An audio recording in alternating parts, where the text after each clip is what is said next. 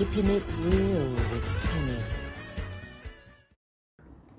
Hello everyone. Thanks for letting me into your home this week to discuss more on the subject wealth creation. I am Kenny Adeyemo, and as most of you all know, I'm one of the pastors at the Sanctuary of the Holy Spirit. Sanctuary of the Holy Spirit is a Bible-driven, Spirit-led Christian church dedicated to making our members experience the best of their Christian lives through a series of activities like this podcast and many other series. Sanctuary of the Holy Spirit is a registered charity headquartered in London with partners all over the world.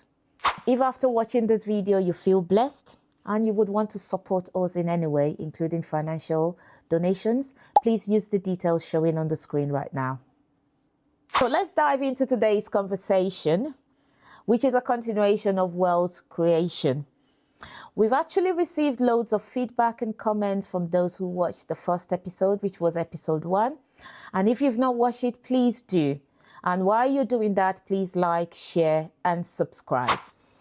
So let's dive into today's conversation. I still have with me our resource on the subject of wealth creation in the person of Chief Kole Ojo. So Chief, you're welcome once again. Good morning to you. Thank you very much. And How are you today? I am doing very, very fine. Thank you so much. Oh, so Chief is going to be working with me on this topic. And I have on my iPad here, actually, feedbacks and comments from those that have watched the last episode. And Chief, I'm going to be asking you some questions, if that's okay with you. And I have been actually reflecting on what we discussed on the last episode, episode 1. And it got me thinking, what exactly is wealth? How can we create wealth? What is it all about, you know? Where do we start from? Thank you very much. That's a very good question. And it's very important. Because people don't know when they are wealthy and when they are not. That's when people basically mistake being rich with being wealthy. A person that is rich is really somebody that obviously is not struggling for money.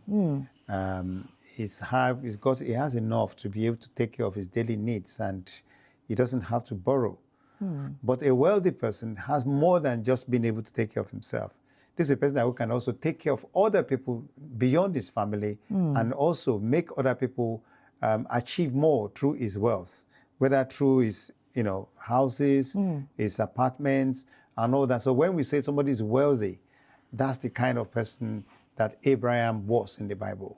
If you imagine if somebody can kill a cow, 3 cows, I was told, for visitors, just to entertain visitors, that's wealth. That's not just being rich. That's a lot of money. Thank you, Chief. I'm going to dive into some of the questions that was asked on the last episode. And the first question says, what do you advise our children when making decisions on maybe when they want to make choices on their courses and universities? Some of them said, AI is taking over some of the activities, especially at the workplace, So what would you advise our children and about courses when they're choosing courses in uni or when they want to make a serious decision in life? What would you advise? Well, let me first say that it's a very good question, and it's a very important thing for parents also to know that these days there's a lot of factors to consider when you're asking your children to go to further education. Some children are actually better off, depending on the assessment, to go for technical education instead of academic education, because basically, the olden days, the 3 main white-collar jobs our parents used to want us to do was either to be a teacher, become a professor, or a doctor, or a lawyer, or accountant. Yeah. And all these jobs have actually been very, very radically different in their approaches these days. There are different modes of teaching, there are different modes of doing accounting, there are different modes of doing even lawyering these days, that one has to be very careful where you are leading your child to. A child that is not good with communication skills, the guy that is struggling with words, may be good with his hands. And therefore, you may need to check whether it's better off for such a child to go for a technical, more practical, more vocational skills-based work and then shine in it than struggling in academics that you are forcing them to do.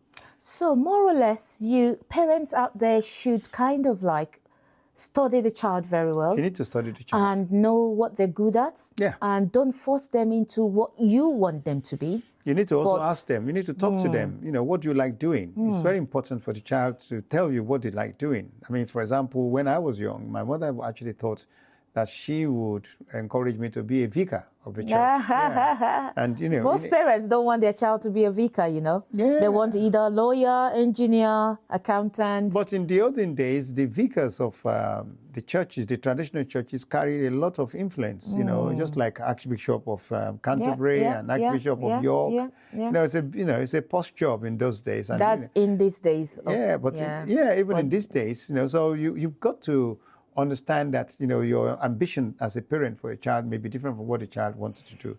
I, of course, did not mind wearing the collar of, you know, what to make to satisfy my mother.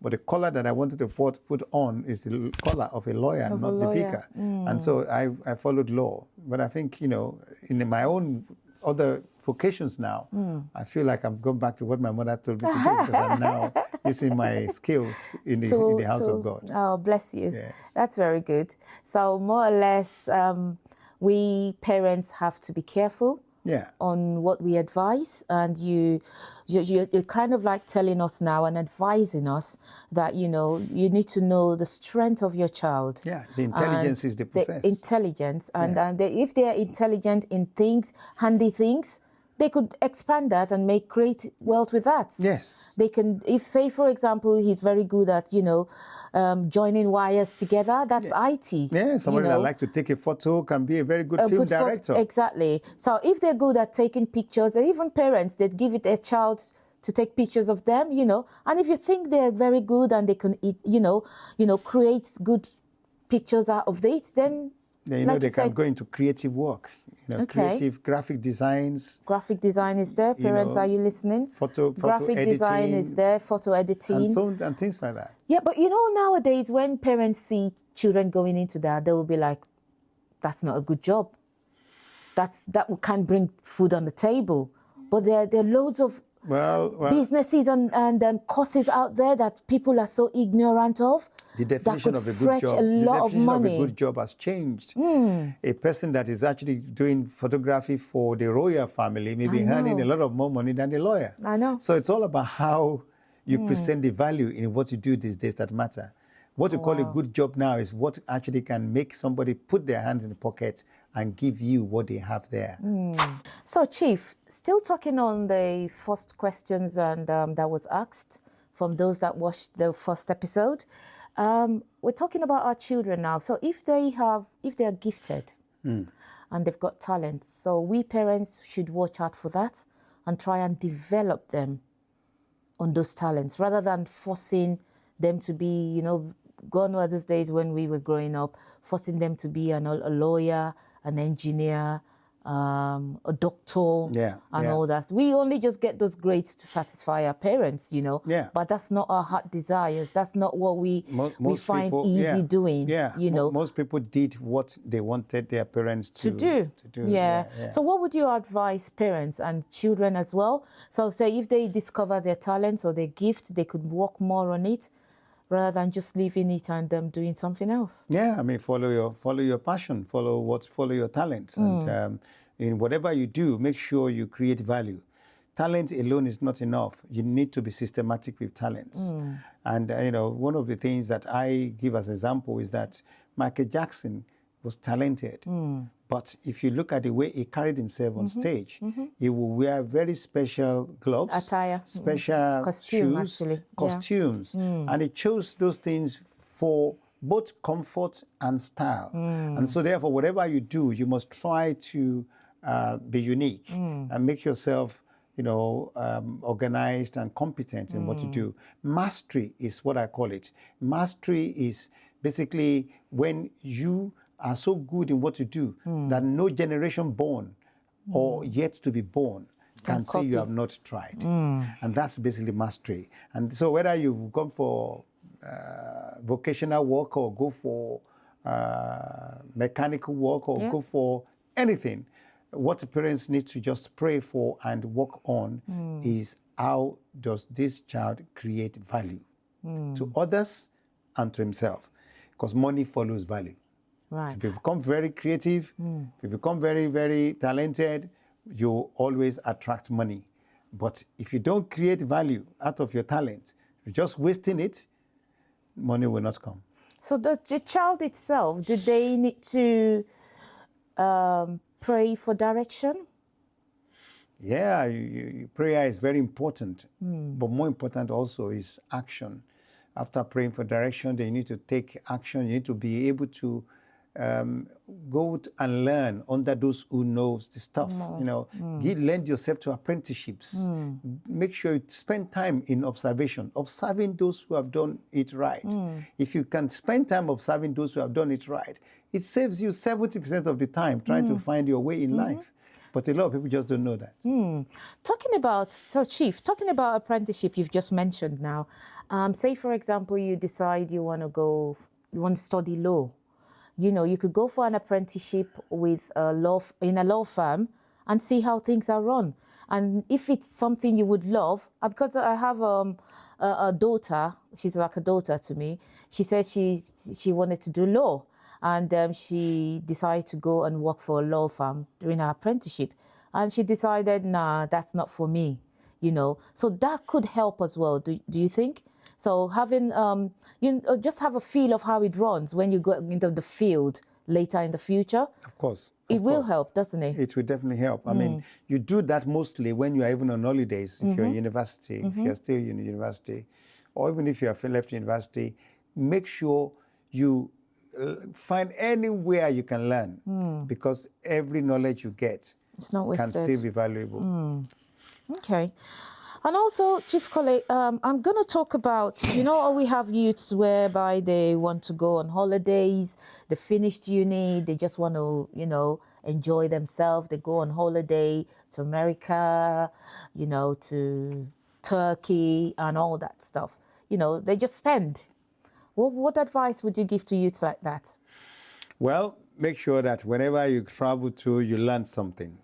I know they said they want to explore, they want to enjoy themselves. Yeah, you see, there's difference between exploring and enjoying. When I was younger, I went to Italy and I went to explore. I was able to understand Italian culture, Italian food, and Italian do's and don'ts. And that has helped me up to today. So even if you're backpacking and traveling, see it as an experience to treasure. Apart from that, make sure that you don't spend all your money traveling and packing, because there's always a time to work.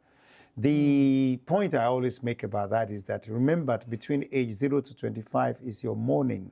That's your morning time in life. All of us started in the morning. The day starts with morning. And therefore, when you waste your morning, you're going to have a harder time in the afternoon. If you can plan your day very early, if you can plan your morning very early, study, learn everything you can learn before you're 25, so that you are ready to move towards the next stage in the afternoon of earning. So you need to learn to earn. You don't earn to learn. You don't now go after 70-something years trying to now learn to earn. You have to learn first to earn. And that's the second stage of life. And the third stage is, of course, the age of mentoring. That's the evening, when you can use all your experiences, all your skills to better others, to better yourselves, to contribute to communities, to help your country in a very way, sometimes even unpaid work like I'm doing at the moment. Okay. Thank you very much, Chief. And that's to answer most of the questions we had from the very first episode. Now we're going to look into the second episode now, where we'll be discussing more about the adults. Okay. And so, Chief, a lot of people are concerned on how to start managing their finances. And what advice would you give to them? How do they start? Where do they start from? My first advice is for them to just start. The lazy people always ask, how do I start? The weak people always ask, how do I finish? The unstoppable people, successful people, are the people that they don't even know when to stop starting what they've started. And therefore, if you are desirous of having money, the best time is now. Start with little steps. Think big, but act small steps. Begin with 10% of your savings. From 10%, you increase to 13%. 13% will go to 20%. From that, you'll be able to put some cash away for opportunities to snatch good deals, because life sometimes can be a good deal. So you can snatch some good deals with cash in your pocket. Okay. And if you are, you've saved enough, then you can start looking at big, investments like real estates and all that. And that's how to become wealthy. Okay. It's a journey, not a destination. Thank you very much, Chief. I'm just going to ask as well. You've always said that wealth creation is not a matter of luck, chance, or accidental. What do you mean by that, Chief? Well, I mean, life is best lived intentionally. Be very clear about where you want to go. There's always a cliche that I always say that if you don't know where you are going, all the road leads there. And that is really the point I'm making with that point I'm making about intention. You cannot be wealthy accidentally. Most people that became wealthy in life, they started very early to design the life they want to live and to design the vehicle that they will use to get to that place. So you can't leave it to chance. You can't leave it to luck. You must study if you need to study. You must work if you need to work. You must learn if you need to learn. You must do apprenticeship if you need to do apprenticeship. But for God's sake, do something intentionally, not leave it to wish or luck. Okay. Thank you very much for that. So there's nothing like I am lucky, it just happened, you need to put effort into whatever you do. To be lucky, you will have prepared first. You will have prepared first. I mean, David was actually a lucky guy in the Bible, a lucky in the sense that when God wants to elevate him, he had already trained himself in his days as a shepherd boy. He knew how to sling stones. If he did not know how to do that, to confront Goliath, I know. and learning how to sling in front of Goliath would have been a suicider. Even kill the bear. Yeah. So, but he had prepared. So when the opportunity came to get him or Goliath from the forehead, it was, we can say that was lucky, because Goliath was fully dressed and, it was only a gap between his head and his face that he used. I know you can say that's lucky, but that's luck that came out of preparation. And so nothing like luck. Thank you very much, Chief. And also, we're talking about discipline now. Let's go into discipline. Yes. Because you mentioned that in the previous episode. How would you advise us more on that? Say you need to discipline yourself. You need to make sure you act and follow the steps, and not just lazy around or keep procrastinating. Yes. What advice would you give on that? Discipline is basically consistency. You've got to be able to specifically design some activity for yourself that you will follow to get to the point you want to get to. So if, for example, you want to travel to a particular destination today, you will say to yourself, I need to wake up at so time, the train time is so time, I need to brush, I need to have my bath, I need to take my stuff, get out of the house, get to the train station. All that is discipline. An undisciplined mind would not be able to catch that train, because it's just going to be sloppily trundling along and thinking that the train will wait for him or her. So discipline is quite important. It's all that remains after motivation has faded. Because motivation can keep you going. Discipline keeps you focused. It keeps you remaining on that job. And that's what Jesus Christ said when he went to the Garden of Gethsemane. That's why he was upset with the disciples.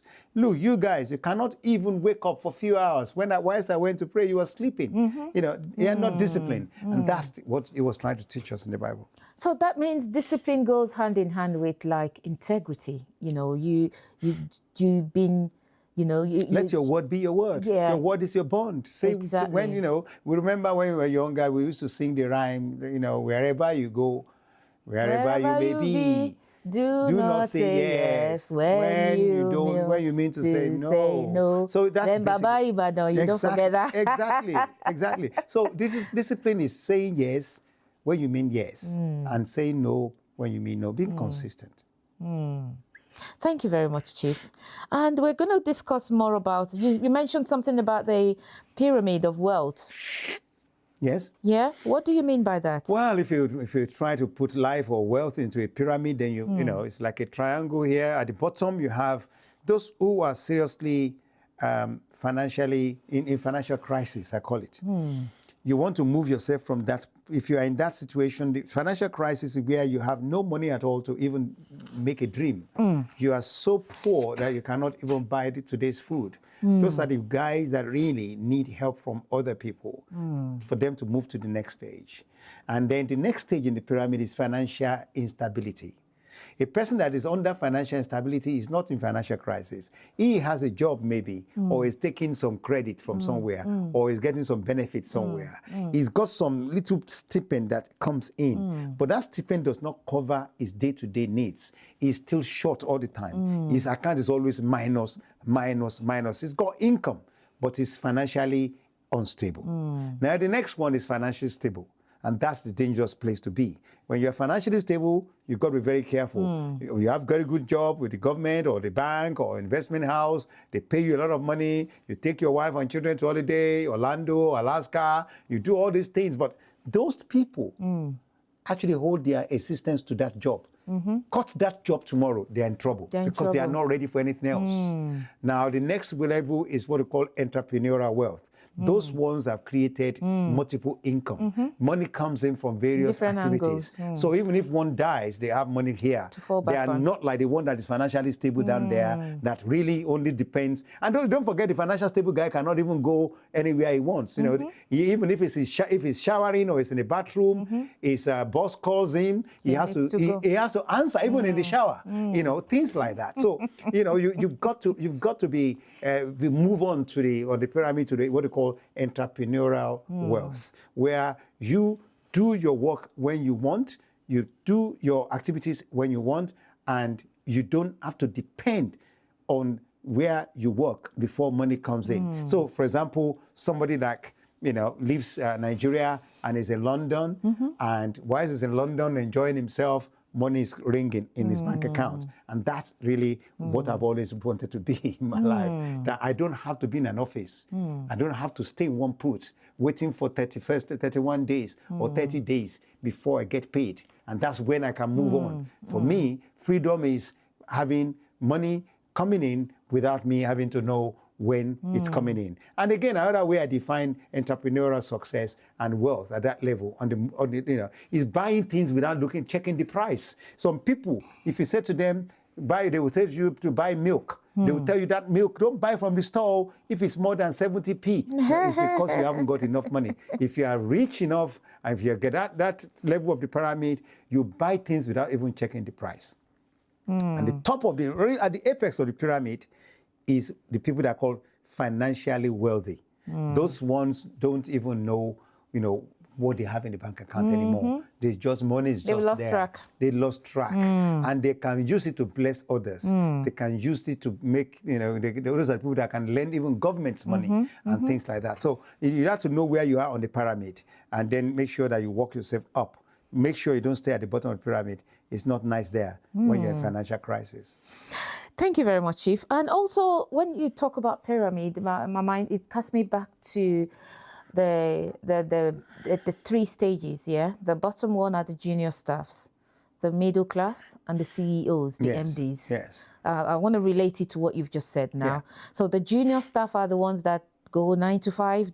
When the boss calls them, even in the bathroom. And the total salary, the total sum of the salary of the people at the bottom even not half is of not even what half the of what the guy CEO gets. Exactly. So it's like they're just there working and laboring for, that's about 15, we're talking about 15, 20 years of their lives. And even before they could get promoted, it's going to take a number of years to do that. Appraisers. Exactly. Meanwhile, the CEO can pay all the junior staff salary and not even feeling it in his bank account. Yeah. So when we look at our universities now, our children go to universities, but they're being taught on how to work. When they finish, you go to work, but they're not being taught about how to be an entrepreneur. What would you advise on that? Well, as parents, we need to tell them that, at the end of the day, the word job, J-O-B, the acronym of it means just over broke. You're only making money just being over being broke. And that's not good enough for you. You've got to be able to make multiple income. You've got to be able to create value in different levels. So if you're a lawyer, for example, you can still be a writer. You can write, since you've already been trained on how to write legal advice, then why don't you present, more different information when you are not in law court? I do a lot of writings. I do a lot of articles for people when I want to write, and I use my legal skills to do that. And so you can still use your skills in many ways. And you can go into consulting. You can go into a lot of things. You can go to lecturing. If you're a good lawyer, you can talk in court. Then you can train people at seminars. And that's exactly how I got into seminars. That's why I can talk and tell people what I know. And those who know it, teach it, is what I say. When you say teach it, share it with people. Yes, teach it. Don't just keep it to yourself. Yeah, if you've got a gift, that's how you're going to know you know something. That's even how you're going to remind yourself of how you know something. And that's what the Yorubas call farasinuku. Precisely. Share what you have. Yeah. Whatever gift you've got, you're not going to use it in heaven. God has given you that gift to use it here on earth. Jesus Christ was called the teacher. He was called rabbi. He was called the teacher. And because he was always teaching people. And that's the principle that we all learn to embrace, even as Christians. Thank you very much, Chief. And also as Christians as well, we just have to keep going, because when you look at Jesus Christ, even our God is still working, because creating babies every day, he's still on the throne. He's still working. Yeah. And when you look at things, he's given us gifts, various gifts we can work on, we can develop. Yes. So if you've got a gift out there, just pray and you discover that gift and work on it. Chief Kole Ojo has been given a gift, and that's why he's sharing it with you and I today on this podcast. So what are you going to do? So what are you going to do with the gift the Lord has given you? Exactly. So this is a challenge for you right there. Exactly. So what's that you've got in your hand? God is telling you, I can use it. Yes. Look at the story of the fishes and the 5 loaves of bread. 2 fishes and 5 loaves of bread. God said, they said they were hungry, like you told us. They said they were hungry, and God said, what have you got? What have you got?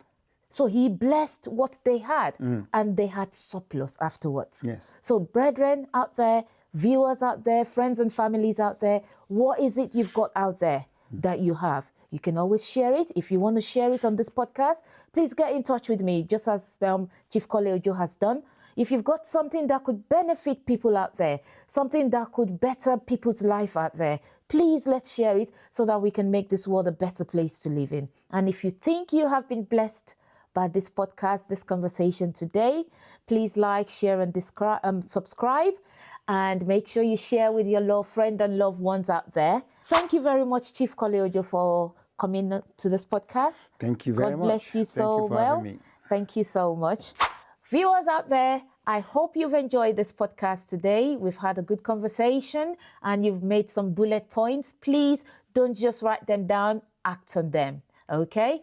And till we meet again on the next episode of Keeping It Real with Kenny Adeyemo. God bless you all.